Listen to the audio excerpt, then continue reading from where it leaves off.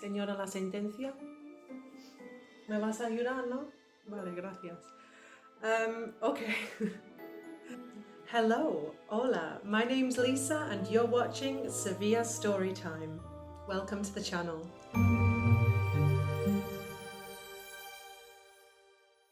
So if you don't know what the Sevilla Expo 1992 was, basically it was a huge gathering of countries from all over the world. It was a celebration of the discoveries of the new world. In 1981, the then king, Juan Carlos, proposed that there should be a celebration to mark 500 years of the discovery of the Americas. The expo took place from April in 1992 until October, so it was 6 months long, and people came from all over the world. Every country that you can imagine basically was there. From what I've seen from videos and from photos, it looked like it was an incredible moment in time. Like, I'm talking viewing platforms, I'm talking about a monorail, machines that could change the temperature of the entire area. It was the first time that people had been exposed to advanced technology, and each country had a building that they would set up called a pavilion. So it came up, and then as soon as the expo finished, most of those buildings then came down. The expo took place in 1992, 500 years on from the discovery of the Americas, and it took place in Sevilla, in a part of the city that was really abandoned. It was basically just empty land in the Cartuja.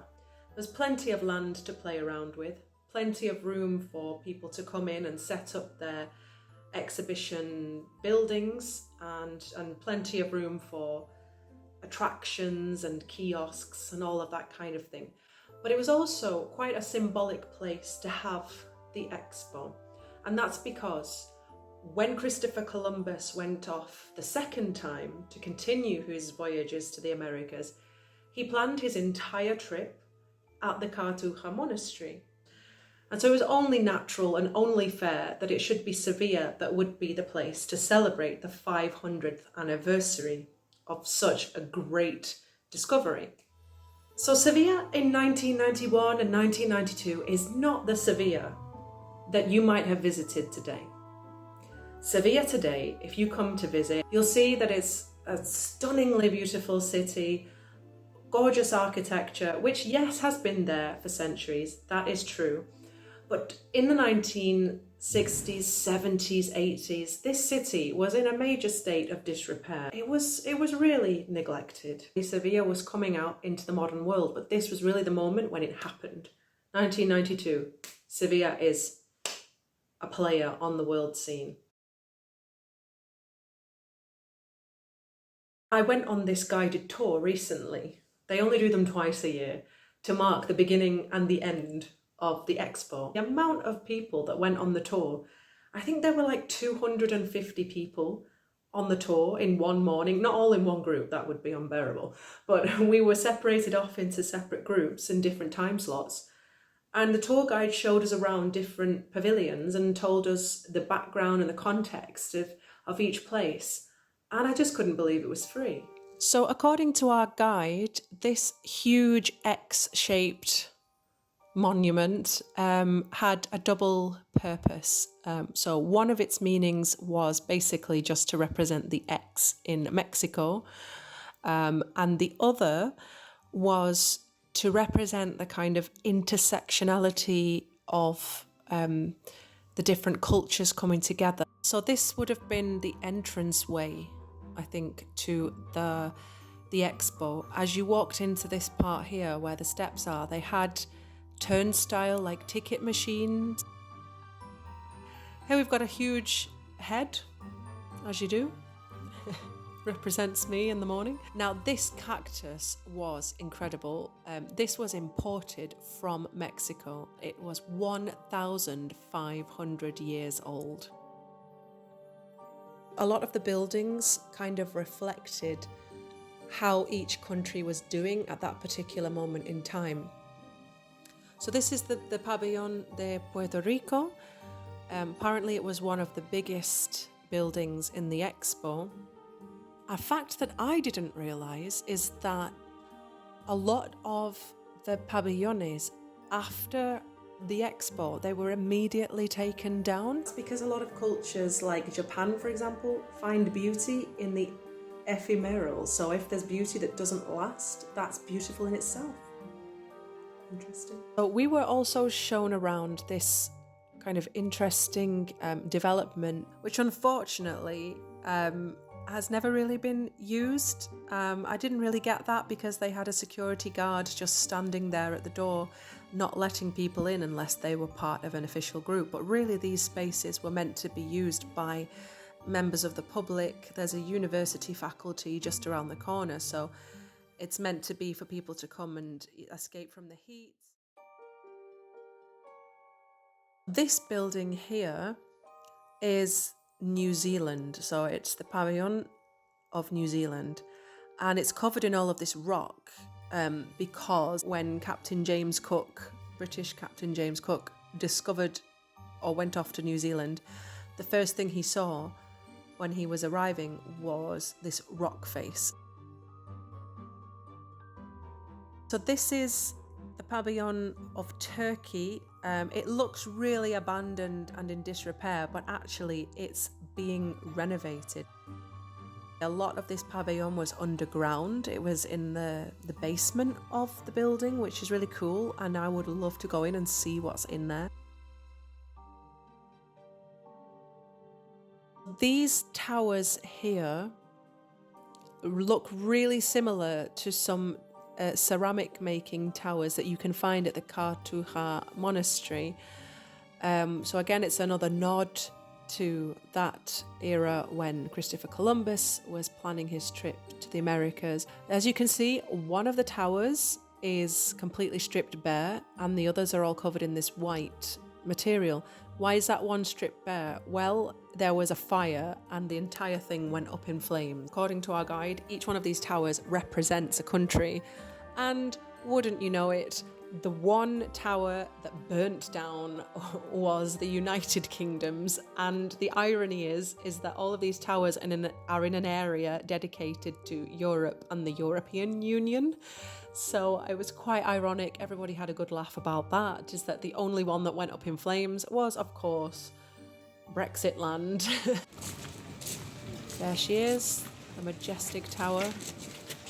This thing used to light up at night, apparently. But now, as the time's going on, some of the colours are starting to fade. You can even see the Union Jack on one side of it, but the entire Union Jack has turned blue because the scorching sun has just completely made it fade into oblivion. That's how I feel in the Sevillano sun sometimes. I'm just like being scorched into oblivion.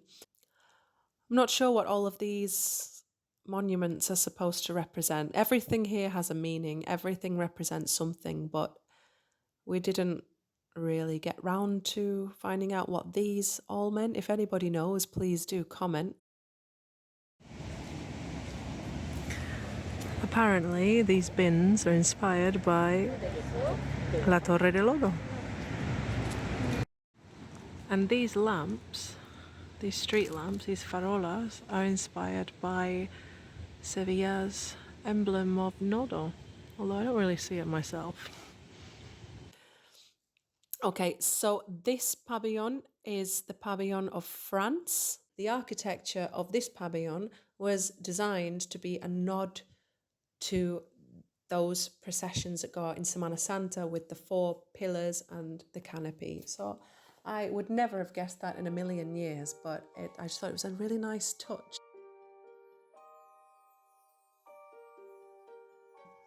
Here we are in the Pavilion d'Italia, which used to be alive with Italian culture, but now it's full of businesses, and they very kindly allowed us to come inside and have a look.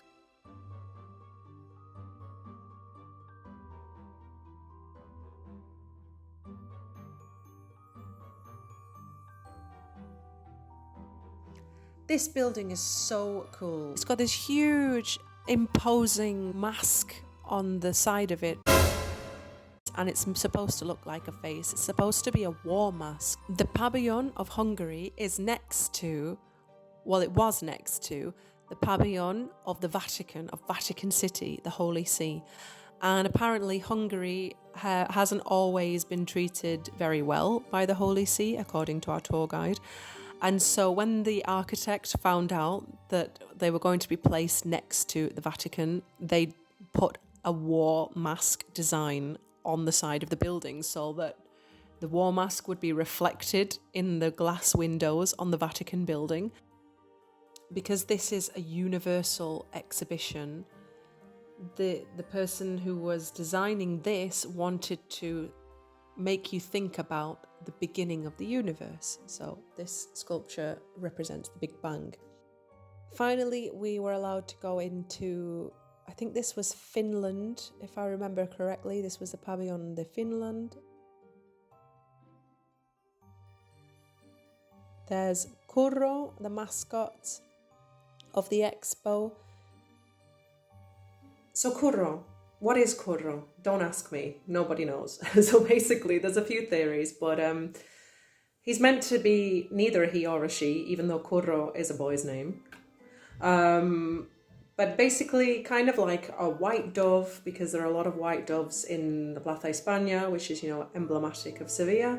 But also has a colourful nose and a rainbow coming out of his head. So it's meant to symbolise, the universality of the expo and how everybody's coming together, and it's like this Pacific event. So basically that's it. And people still love him to this day because it's a reminder of that exciting moment in Sevilla's history of just innovation and moving forward. And yeah, he's just universal. He remains universal till this day. The guy I had on my tour was so knowledgeable, really friendly and down to earth, but you could just see the passion that they all have for this. So they were like collecting souvenirs from that period of time. Some of them had lived through it, and you could just tell like the expo had left an impact on them personally. And we're talking about something that happened like 31 years ago. And it was just like a 6-month event, but this shows you how much of an impact it had. It was at an exciting time as well globally, because technology was really starting to develop. It was at the expo where a lot of people started to be exposed for the first time to things like interactive screens and, things that we take for granted today. Like we all have mobile phones, we all have digital cameras or whatever, but these things were so new back then. They were like in baby fledgling form. But at the expo, these things were put on display. So you could even say that once again, Sevilla was leading the way and opening a new frontier, because think about all these nations that came to Sevilla at that time and were sharing ideas, exchanging contacts. You just don't know. Things that exist because of the expo, the bridges. There are way more bridges in Sevilla now than there were in 1990 and 1991. They actually built bridges. So this is not a metaphor. Love can build a bridge. No, it's not that. It's like literally the expo built bridges. They even expanded the river so that it went out further. So as you go along the river all the way up into Alamillo Park, all that stuff didn't exist. That was all made for the expo because Sevilla knew that the whole world was watching. Sevilla knew that everyone was coming to Sevilla. So what did they want to do? They wanted to show off what they had. So there was so much investment, so much excitement, a real entrepreneurial spirit going on. And it changed Sevilla. It opened Sevilla up. I really honestly don't think that Sevilla ever gets enough credit for how much of an impact she's had on the world as a city. Like, honestly, the number of times I tell people that Sevilla used to be bigger than New York and London put together, and I'm talking about bigger in terms of impact on the world. I tell people this, people are just like, what are you talking about? I'm like, yeah, even I didn't know that. Sevilla was a massive player on the world scene. It was the center of the world for a long time. Yeah, go on, Sevilla. Get all the credit you can get. You deserve it.